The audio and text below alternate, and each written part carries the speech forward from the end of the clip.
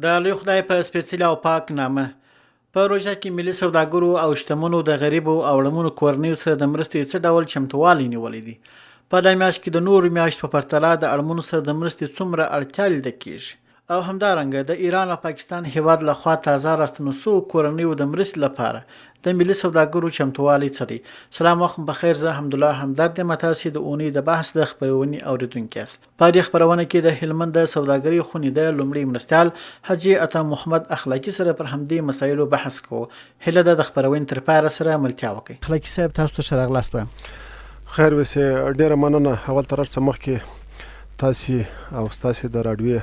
ملي تلویزیون کارکوونکو او اوریدونکو ته ستاسې طریقه څخه سلامونه او نیکې هیلې وړاندې کوم. پس سلام، نن ډېر خوشحاله شولم چې ستاسې په راډیو کې ګډون کوو او دغه زموږ د غریبو خلکو اواز مو اورېدلی او زموږ خبرې زموږ تر ولسه پورې تاسې رسوئ. ډېره مننه، ستاسې څه کوو. نو اخلاقي صاحب، پیل به له دې وکړو چې تاسو د دې میاشتې په تړاو څومره چمتووالی نیولی تر څو په دې میاشت کې غریب او بیچاره خلکو سره مرستې وسي او د هغوی لاسنیوی وسي؟ موږ الحمدلله اول خو داسې خبره به وکړم چې پام تور زموږ د هلمند وطاق تجارت یا موږ د هلمند ملي سوداګر او تجاران موږ بیا له روژې نور هم د غریبو خلکو سره او تا یادواري وکړله چې د مهاجرونو په حساب کې هم موږ د الحمدلله د مهاجرونو او د زلزلې پولو سره همکاري ښودلې، همیشه یو همې ورسره همکار یو انشاءالله. موږ د دغه بالخصوص د روژې میاشت چې راځي هر کال انشاءالله موږ د 1200 د 1300 کورنیو پورې دغونې غذایي مواد چې هغه په دې کې وړه دي، ورجې دي، چای دي، غوړي دي او څه بوران پکې کې شامل دي، موږ یې دا توزیع کوو د 1200 1300 تر 2000 کسانو خپل تر وسه پورې هر کال. هغه له اول څخه موږ که په کونړ کې زلزله سوې ده، که په پکتیا کې زلزله سوې، که په هرات کې زلزله سوې ده، الحمدلله موږ د هلمند ملي تجارانو خپل تر وس هر چا څونه همکاري کړې، موږ په یووالي ډول هغه تر ولایت په همکاري رسولې تر هغه ځای پورې.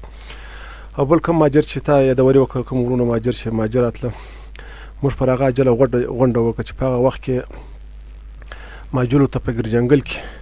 عجل خبر ورکړي چې په دغونې ورځو کې به بارېږي. موږ بیا خپل په منځ کې عجله غونډه وکړه د ولایت په همکاري مو چې خپل تر وسه کېدی تقریبا حساب یې یادواري نه ده ښه د میلناو په حساب کې موږ ټولې کړي او د ولایت سره مو شریک کړي دي. نو په دې ترڅ کې موږ کوشش کوو چې خپل د هلمندي چې زموږ تر وسه توانه پورې خپل هلمندي غریب کاره او غریب خلک هیر نه کړو او هر وخت تر څنګ ورسره ودرېږو، همکاري ورسره وکړو. بله، نو د هلمند سوداګر په دې برخه کې یو صندوق لري، اتحادیه شته که څنګه چې دا پیسې راټولېږي باید یو میکانیزم د لارې پر غریبو کورنیو ویشل کېږي؟ بله، و صندوق نه لري، اتحادیه موږ لرو. موږ اتحادیه لرو، موږ تقریبا 21 اتحادیه لرو چې په راس کې مشرتوب د وطاق تجارت دی، د سوداګرۍ پانګونې خود ریاست دی، د هغه بعد څخه ټوله پر لوی مشرتوب چې مو کوي هغه ولایت کوي، ولایت مشر په راس کې دی را سره. نو موږ چې کومه داسې ستونزه راسي یا سره ټولوي، هغه د هر اتحادیې ته خپل اتحادیه رئیس لري، اتحادیه مشر لري، اتحادیه مشر ته هدایت وکړو چې خپل پر خلکو خپل پر اتحادیه غږ وکړو. اوس مثال په تور باندې موږ موټر فروشان دي، شورم د موټر فروشان درشه، غاز فروشان دي، د چرګانو اتحادیه ده، د صنعتکارانو اتحادیه ده، او د رانماوي اتحادیه ده، دوا فروشان دي، موبایل فروشان دي، رخ فروشان دي، دا خو نو ډېرې شیان په دې کې راځي. هر یو ځان ته مشر او د اتحادیې رئیس لري. هغه ته یادواري وکړو، هغه بیا 400 پیسې راټولې شولې. موږ په تجارت کې یو کمیسیون لرو، هغه ته سپاري د هر اتحادیې په نامه هغه کمیسیون لیکي چې دغه روپۍ وطاق تجارت ته وسپارل شولې. بیا هغه وطاق تجارت مشرتابه یا هر څوک چې کمیسیون مشر هغه ور امضا کوي، دستخطي یې دغه لیست باندې روا باندې موږ د ولایت په همکاري یا ولایت تسلیم کوو یا خپل کار دوی په یاتي په حضور کې کار پر مخ ویسو. نو دغه میکانیزم څومره غوره دی او څومره د مرستو په رسولو کې یو ډول شفافیت راولي او څومره خلک له دغه پروسې رضایت لري؟ شفافیت خو ما اول په دورې درته وکړه چې انشاءالله شفافیت ډېر په ښه کې دی، ځکه چې موږ په خپله سوداګرۍ پانګونې خونې ریاست کې یو رئیس، 2 مرستیالان لرو، 19 کس د رهبرۍ غړي لرو او تقریبا 6 کسیزه د شخړو او منازعاتو ریاست لرو. شخړې او منازعات مشکلات تجارانو د محکمې موږ ته د ولایت په سطحه یا محکمه یا عدلیه ریاست یا بل موږ ته راستي. نو شفافیت خو ما مخکې هم یادواري درته وکړه چې انشاءالله دا شفافیت چې دا کمې روپۍ موږ ټولې کړې یا مو مهاجرو ته ټولې کړي یا مو خلکو ته ټولې کړي دي، غریبانانو ته یا زلزله پورې ته مو ټولې کړي، هغه موږ ټوله پر لیست باندې یادواري کړي. د هرې اتحادیې روپۍ معلومې دي، د هرې اتحادیې رئیس خپل امضا کړي، د کمیسیون مشر امضا کړي، بیا د ولایت په حضور کې چې کوم هیات ولایت راته ټاکلی د هغه په زور کې مو هغه روپۍ یا دوی ته که نغدي ورته تسلیم کړو یا زموږ یو کس ځان سره بوځي هلته هغه خلکو ته ور تسلیم کړو او که مو د غریبانو سره مرسته کړي هغه د ولایت په حیاتي په حضور زموږ سره ده افتتاح کېږي د ولایت په مخ کې زموږ سره وي انشاءالله نو شفافیت انشاءالله زموږ په منځ کې ستا 100% کې ستا مشکل نشته زموږ په شفافیت کې انشاءالله. په کوم برخو کې اړتیاوې زیاتې لیدل کېږي په دغه میاشت کې غریبان څه ته اړتیا زیاته لري؟ خوراک تشاک پوشاک څه ته اړتیا زیاته شته؟ دغه میاشت کې خو ډېره اړتیا چې دا خو یو داسې مبارکه میاشت چې د دغې میاشتې یادول موږ تاسو نشو کولی مبارک. اوس که دا تا چې مخکې دا پوښتنه راڅه وکړله پر ما یو څه تاثیر وکړي چې خلک څه شي ته اړتیا لري ځکه چې دا د غریبانانو دغه مې مخته راغله دا د غریبانانو هغه بېوزلي وو بیا دغه باندې ډېر خلک دي اوس موږ پر ځان باندې قیاس کړو زه یو تاجر یم زما بچیان ښه کالي کوي ښه خولۍ رانیسي ښه لونګۍ رانیسي ښه بوټونه رانیسي چې وټ رانیسي هغه غریبانان چې بیا هلته په دې ښار کې دي هغه دغه وس کوي چې خپل د خوراک یو شی پیدا کړي پوشاک ته فکر لري چې پوشاک اوس خو بیخي د الله څخه راضي دي دغه هم د الله څخه راضي دي د خوراک شی نشي برابرولی د څښاک شی نشي برابرولی د خوراک په شیانو کې اول دی وړو ته ډېر ضرورت لري د هغه بعد غوړو ته ډېر ضرورت لري د هغه بعد وریجو ته ډېر ضرورت لري چایو ته ضرورت لري خوږې ته ضرورت لري دغه د ضرورت شیان دي اول کوشش کوي زموږ غریبانان دغه شیان ور پوره کړو د هغه بعد کوم په واسه اوسي که د کالو د پوشاک شیان ور برابر کړو خو ډېر ښه دی که نه باید خوراکي شیان ور برابر کړو ځکه ډېر ته ډېر ضرورت لري غریبانانو سره ځکه د هر سړی په خپل قریبانو کې هم غریب لري په همسایه کې هم لري په ښار کې هم لري ټولو ته معلومېږي نو دوی چې ډېر ضرورت لري د خوراکي شیانو او څښاکي شیانو ته ضرورت لري. بله او کله چې د مرستې راټولېږي بیا د یو کمیسیون د لارې د یو طرزالعمل د یو تګلارې د لارې کې زیاتوالی راځي. بلکل و زیاتوالی نو داسې راځي چې اوس خو که زه یادواري وکړم نه دی ښه پر دا سټیټ باندې زموږ د تجارانو اقتصاد او کاروبار یو څه ضعیفه دی ځکه دا بیا یو شکایت کېږي چې الله پاک هم په دې راسره ناراضه نه شي موږ د حکومت او د ملت څخه شکایت نه لرو دا زموږ خپل پر کاروبار باندې څه اغېز شوی دی ځکه چې اغېز دا وچکلي و دا بعضې نه مالونه رسول زموږ د بزګرانو زموږ د کښتګرانو نه رسول ځکه چې کښتګر او بزګر وساسي سارا وسای بازار او تجار ورسره وساتي بازار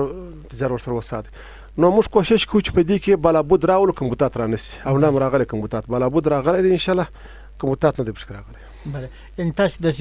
یو هدف ځان ته لري چې هسې کله موږ دومره پیسې راټولو بیا پر غریبانو خلکو ویشو یو هدف یو ټارګېټ مو یا موږ ټارګېټ نه دی ایښی موږ هدف مو دا دی چې هر څومره ډېرې شي اوس هغه څو کاله مخکې تقریبا موږ د 15 میلیونو پر شاوخوا باندې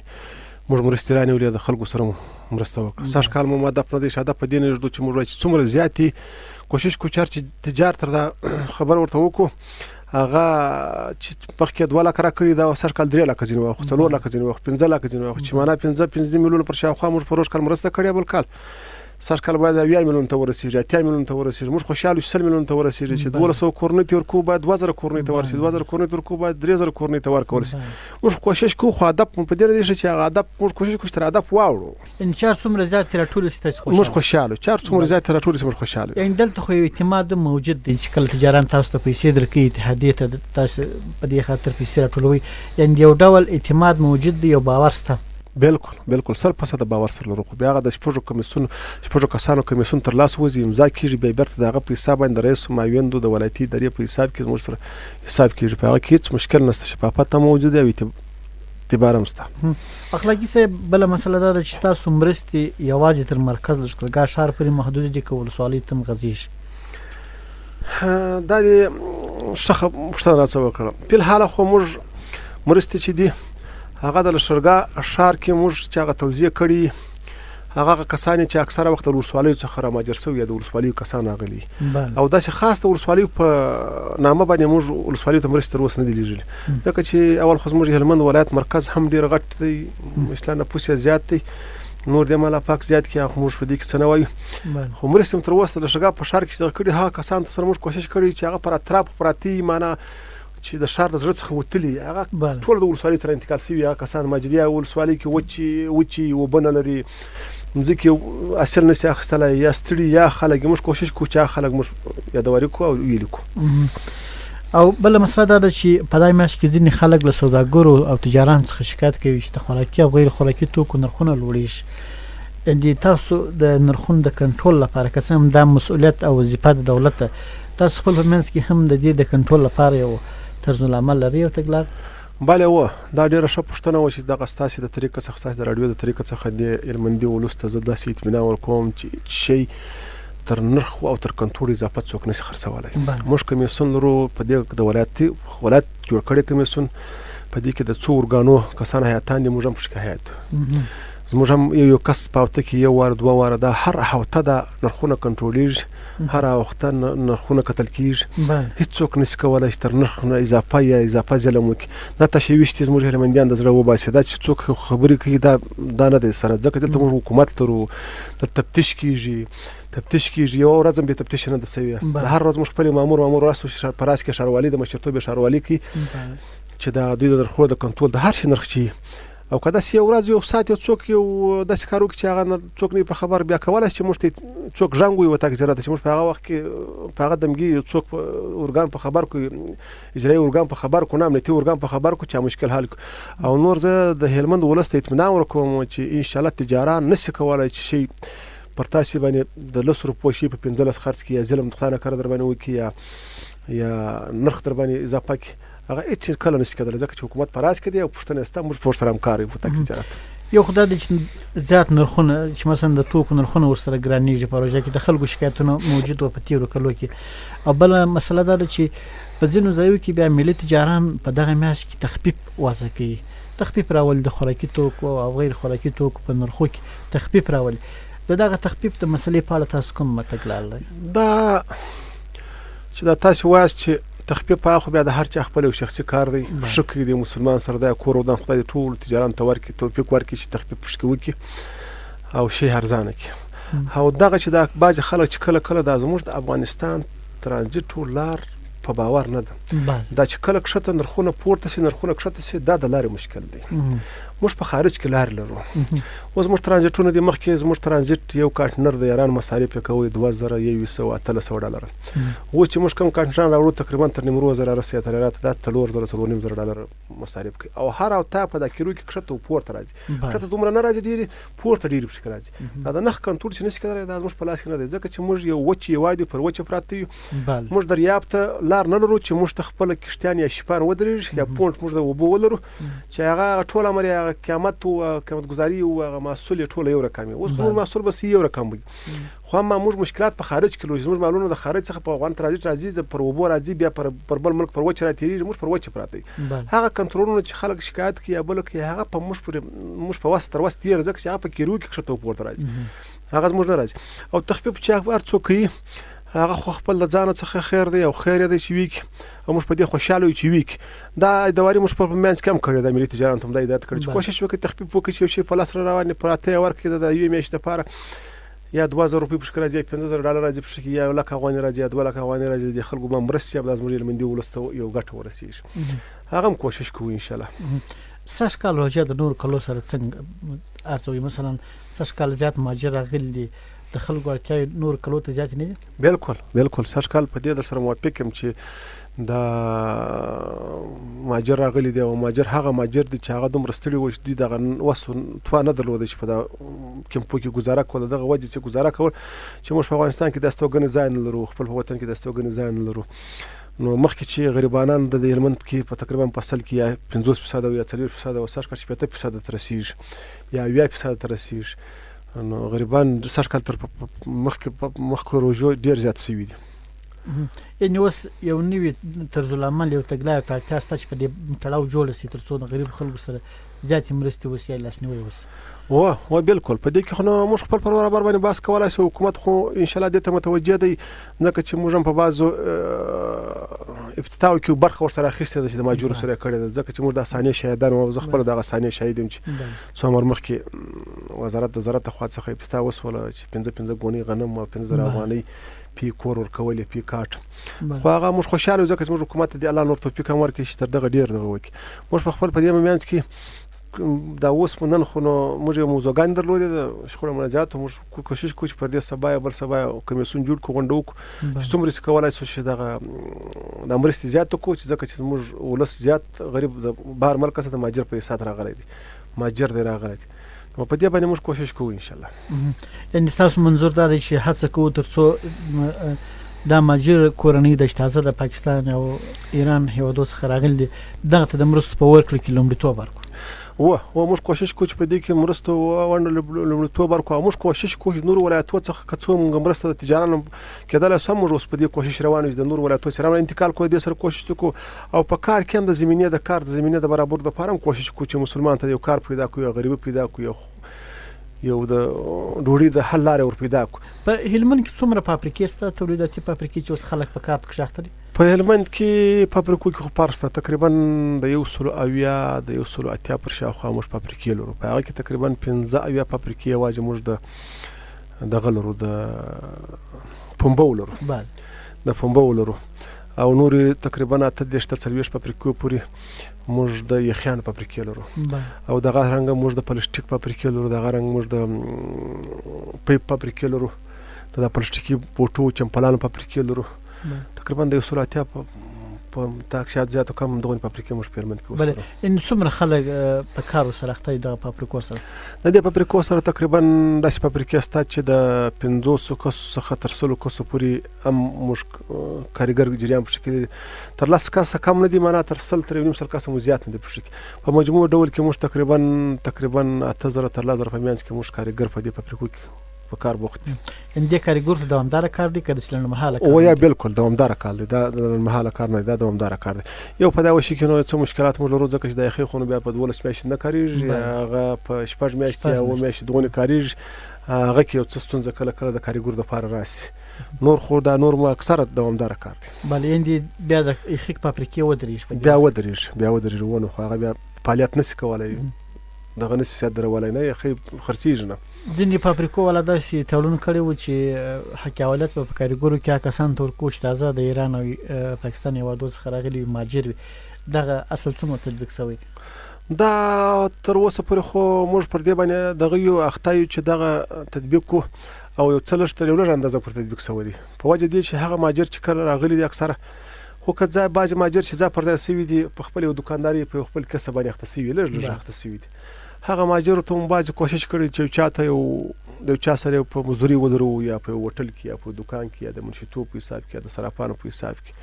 خو کوشش مو دې ته ډېر کړی دی چې مهاجر باید په ځای کې ځای شي په مزدور په حساب کار وکړي کېده منشي په حساب کېدلی شو که د مزدور په حساب کېدلی شو که تعلیم او تعلیم ځای او زمینه ورته برابره کړو تعلیم په ځای کې یا په ملکي بخش کې په نظامي بخش کې نشي کېدلی ده دولت څه هم دا خواهش دی او دا په وار خبر ورسره کړی انشاءالله چې دغه مهاجرونو سره همکاري وکړو چې هغه څوک پر کار یا غلیاقت چې لري هغه کار هغه کار ته ورسپارو بلې اجاخلاقي صاحب یو خدای دې چې پروژه کې تاسو تجاران د غریبانو سره مرستې کوئ لاسنیوی کوئ خپل زکاتونه سرسایي یا خیراتونه ورکوي دې تر څنګ تجاران دا ډول پلان لري چې مثلا پروژه کې کوچني کاروبارونه جوړ کړي د غریبانو خلکو لپاره د لاسنیوي لپاره مثلا په پروژه کې د کوچني کاروبارونو مخ پر وده راځي غوړېږي مثلا ځینې کسان جلبۍ خرڅوي ځینې کسان خرما خرڅوي سندل خرڅوي دا ډول کارونه هم پروژه کې پیدا کېږي بله دا پیدا کېږي داسې شته چې زموږ بعضې تجاران داسې دا ما مخکې د ورته وکړه چې هر تجار دا سړي یو غریبي یا مسکیني نو کوشش کوي ورته چې دغه پر تړي باندې موږ ته ستړ ورته یا درې ګزۍ غوندې خپل قریب یا په دروازه کې شنولای دلته دغه غوړي خرڅ کړه ورځي 5 غونې اول ځم خپل قریبان ته څو ته ویل چې دروازه کې پر تړي باندې به یو شی د تراواخه مې غوړي یو څو غونې پارسل ورځي یو څو کاټنه غوړي یو څه جلبۍ والا جلبۍ په اساس چې پوج سندل د ماچی اختر شپه راځي 3 ورځې د اختر یا 4 ورځې د اختر مخکې دا کم ځای حکومت ورټاکي د اختر سامان چې خرڅوي د کلچې او ماچي او نخود او نکول دا شان په دغه کې همکاري ورسره وکړو و دا کوو هر تجارت هم د هدایت هم کړی دی او خپل تر اوسه پورې کړی هم دي اندام د اقتصاد په پیاوړتیا کې د غریب خلکو لپاره ډېر بالکل مهم تمام شوی مسلمان خو ما مخکې دا وری درته وکړه تم په دې کې ول چې تر نور میاشتو په دغه میاشت کې څنګه ضرورت دار شي په دغه میاشت کې دومره ضرورت شته چې مسلمان کوشش کوي اوس که بیخي په لاس کالم کالنی کړي پوشاک شي نه اخیستي په دغه میاشت کې د الله تعالی کې چې علامات او شی راکړي د پوشاک جوړ شي وکم یو کالی یو لونګي یو خولي یو بوټونه یو چپلې ځان ته واخلم نو دا ډېر غټ اړتیاوې زیاتې ځکه دا په کال کې یو ورځ دا راځي دا په کال کې یو ورځ ده یو میاشت د میاشت ځان د یو خواته د اختر ورځ بولي خواته اختر شپې چې راځي دغه د میاشت د اوله څخه هم چې د خلک کوشش کوي د اختر د ورځې لپاره کوشش کوي د اختر ورځې لپاره چې شی پیدا کړي خپل بچیان ته شي رانیسم. بله ځینې وخت یو شمېر کسان شکایت کوي چې هیرپوي فقرګیر یا ګدایګران ګرځي تجاران هم کومکونه ورسره کوي نور خلک هم کومکونه ورسره کوي په داسې حال کې چې هغه غریب نه وي خو هیرپوي فقرګیر وي دوی وایي چې د اصلي فقرګیرانو ځای د هیرپوي نیول دی د دغو په تثبیت کې یو ډول ستونزه او خنډونه نشته دې کې نو موږ په دې کې څه نشو ویلی ځکه چې دا په موږ پسې مربوط هم نه ده دا خبره دا په حکومت پسې مربوطه ده دې دپاره حکومت د حل لاره خپله لټولې وه چې اوس بیا پیدا سوي په دې ښار کې دا په حکومت پسې حل لري دې باید حل لاره ولټوي موږ ته خو تجاران ته خو چې څوک ودرېږي چې هغه یا سیاسر یا ځوان یا سپین ږیری سړي ته ډېر بد ښکارېږي خو یا به یې پنجې وغواړي یا به یې ولسۍ وغواړي چې ورکوي موږ خو خپل تر اوسه کومک ورسره کوو او دغه چې یا دوی مخنیوی کوي یا مخنیوی ونیسي دا خو په موږ پسې مربوط نه ده خو د حکومت کار دی په دې کې موږ هېڅ نشو ویلی چې یا خنډ راولي یا نه راولي ځکه چې موږ خو افغانان یو دغه شیان په افغانانو کې هغه د اسلام پر تور خو موږ ته نه معلومېږي خو د اسلام کې هم فقر ګناه لري دغه خالي د افغانانو نه چېرته وګورې دغه شی په موږ کې نه دی ښه دا چې پلانکۍ فقر کوي پلانکۍ قریب فقر کوي پلانکۍ شي کوي یا نه کوي نور نه مخنیوی و یا د دغه کړي هغه د حکومت کار دی باید دوی وکړي بله یعنې منظور مې دا دی چې ځینې کسان وایي چې دغه اصلي خلکو ځای دا ونیسي ځکه تجاران ته هم ځینې خلک معلومېږي چې مثلا هر وخت ورځي او دوی څخه سوال کوي هر وخت ورځي غوښتنه کوي هغه کسانو په تثبیت کې به دوی هم څه مهارت لري که نه و په داسې دی خو د هر وخت هم تجارت خو یو داسې چې په د سلو کې یا 15 کسه چې خپل قریب وي هغه هر وخت ورځي بل څوک نو د بازار فقرګر خو نو بیا موږ ته نه معلومېږي دا څوک دی څوک نه راغلی داسې انسان شته چې د ورځې 10 راځي زه یې پېژنم د ورځې 10 راځي زه یې پېژنم نه هغه چې دی هغه خو چې موږ یې پېژنو چې خاص راته راځي هغه د فقر په حساب نه راځي هغه د بسته روژې کې راسي یا د کال په یوه ورځ راسي یا په 15 میاشتې کې راسي زه وړه نه لرم پلان نه لرم بستان نه د فقرګرانو کې هم فرق شته یو هغه څوک چې د چا څخه مرسته غواړي د خپل قریب څخه هغه په فقرجن کې نه راځي یو هغه څوک چې په بازار کې فقر کوي دغه چې په بازار کې فقر کوي داسې ما خپل په نیز ما خپل په دغه باندې دغه سړي ته د اصلي او ناصلي سړی ولاکه معلومېږي نه معلومېږي ولې ټوله چې راسي دغه بغاره وي چې زه په کور کې وچه ډوډۍ نه لرم وړه نه لرم ماښام مې طبخۍ نه دی باندې سوی نو دا پر سړي باندې یو رقم تاثیر وکړي د سړي پر فزي او پر اعصابو باندې نو اصلي او بدل یې په دې کې نه سړي ته نه معلومېږي چې ته یو شی لري که نه لري خو دا شی په سړي باندې ډېر تاثیر وکړي پر تا باندې بغاره وکړي یا ناره وکړي در باندې نو دغه وجه باندې چې موږ په وسه اوسي باید خپل تر وسه همکاري ورسره وکړو هغه بله او کاروبار زمینه اوس فرصت څنګه بولي د بخوا په پرتله مثلا ځینې کسان چې غواړي کاروبار وکړي یا امکانات ولري چې د کاروبار لپاره څومره فرصت ورته برابر دی شرایط څومره آماده کاروبار لپاره الحمدلله اوس 100% شرایط برابر دي ځکه چې موږ هر تجارت مشکل نشته که مشکل خدای نکرده دا اصولي جوړي حکومت ته ځان ته قانون او لایحه لري او اصول لري که په اصول کې مشکل جوړي زموږ هر ادارې زموږ پر مخ دروازه خلاصه کړې ده هر ادارې که ګمرک دی که پری ګمرک دی که اصلي ګمرک دی که ولایت دی که قومنداني ده که ښاروالي ده کارشي ده هر تجاره خو بیا هم کله کله تجاران او د حکومت برابر داسې مشکل چې یو د اسناد په شي کې راشي بل کې راشي نو تر نور په وخت پر پرتله باندې 100% د کاروبار زمینه برابر ده هر څوک کولای شي چې راشي کار وکړي او موږ خپله د هر تجار و شاته ولاړو چې هر ځای مشکل موږ ځان ورسره رسولی که بالخصوص په دې هلمند کې مشکل نه وي په بل ولایت کې مشکل د هلمندي تجار هغه موږ ځان ورسولی اول دا هم زه خپله تناسب ما خپله ځان ورسولی که ګمرک کې په نیمروز کې مشکل ولري که پیارات کې ولري که په فراه کې ولري موږ خو اکثره مالونه د دې خوا ډېر روان دي هلمند ځکه چې دا لار اوس را باندې بنده ده د ځای څخه اوس موږ دغه نه لرو نو زه پر ټولو تجارانو باندې دا غږ هم کوم چې اوس تر هر وخته پورې د تجارت زمینات برابر ده خو تجارت هم ځان ته یو اصول لري یو خو داسې چې زه بس نامه تجار سم چې هر کم کار کوم بس نو زما مخ ته دې څوک نه درېږي نو خو اصول چې کوم موږ ته حکومت لایحه ایښې ده هغه چې لایحه راته ایښې ده چې هغه ټوله د تجارت لپاره وغوسه ده مشکل نشته په کې خپل تر وسه کومک ټوله ټول شیان په شي رانغښتي دي نو اوس تر هر وخته پورې تجارت زمینه ښه برابره یعنې سوداګري غوړېدلې ده تاسو وینئ چې په مرکز او ولسوالیو کې نه وي هټۍ پرانیستل سوي دي کاروبار څنګه دی چلیږي که نه و الحمدلله خو ما مخکې د ادواري په دې وکړه درته چې اوس د پخوا پر پرتله د کاروبار که د کاروبار د خلک چې وایي کاروبار نشته کاروبار ولې نشته کاروبار په دې ډېر نشته مخکې اوس مطلب زموږ په ولسوالۍ کې 10 دوکانداره هټیوال وه لکه تاسو چې اشاره ورته وکړه 2 دوکانونه موږ 2 درملتونونه موږ درلوده دغسې پسې راځه هر شی 2 کسابۍ 2 چشي 2 چشي اوس هغه 2 درملتونه پر شل ودرېدله د لاسه ټیمو یا 15 ټیمو پر 500 ودرېدلې نو خو دا خلک پر تقسیم کې بارانه سر رسیږي نو دا کاروبار پر دغه کم سو د وجه څخه اوس نو ول د له شګا څه وزه پر اول د جنوبي ولسوالۍ حساب تر مرجي پورې ځه تر نادالي تر ناوي تر زرجو ته پورې دا ټول سړکان اوس بازار دی مخکې خو یو دکان بو یا 15 دکانو په ځای کې اوس خو دا کاروباران هم ډیر سو خلک په لړ سو کاروباران ډیر سو دا سودای بارش سره ورسه اره وته چې مخکې منه الله زره سودا کول اوس 2000 نه ورسیږي یعنی منطقي سره وصل منطقي سره وصل سو وجه هم دغه د چې دا خلک ناری وي چې کاروبار نه کاروبار ستا خو دکانداران پر ډیر سو خلک مکمل سو منطقي سره وصل سو موږ کوشش کوو چې دا اوس خپل د ولایت شان زمینه خارج ته برابر کوس مش ټول تجارت برخه پدې کې واخر سره وساسي او ځین خلک به دا شکایت کوي د تجارت څخه کدي سرمایه گذاري وکي په افریقي جوړ کې دی په ځای چې خلک فکر کوي یا چاته لاس نسی دغه پر ځای به کاروبار وکي دغه پیسټونه ول نه زیاتیږي د ملي تجارت د خاص بذات دا اوس هم څو مر بعد به ان شاء الله موږ به صنعتي پارک ورته افتتاح کو د خیر سره صنعتي پارک به هر څوک کولای شي